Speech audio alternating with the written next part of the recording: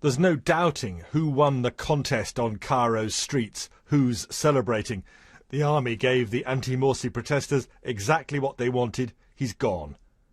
But the day after, as people drift back to something like routine, how does Egypt recover from this coup? How on earth does it build stable democracy after the failure of the first experiment? We never support in countries the intervention by the military, but what now needs to happen, what we need to happen now in Egypt is for democracy to flourish and for a genuine democratic transition to take place, and all parties need to be involved in that, and that's what Britain and our allies will be saying very clearly to the Egyptians. So what does the road ahead for Egypt look like now? Well, the timetable is vague. The military say that a return to democracy and free elections are the destination.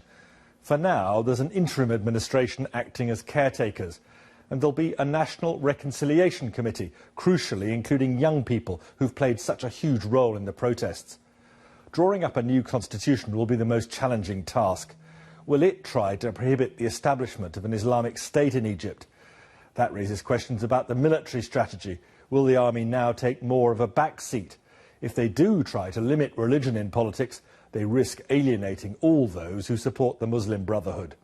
They are putting a tough rhetoric, a resistance rhetoric, that they will not accept this. That President Morsi is the legitimate elected democratic president in the country, and they will resist this kind of coup.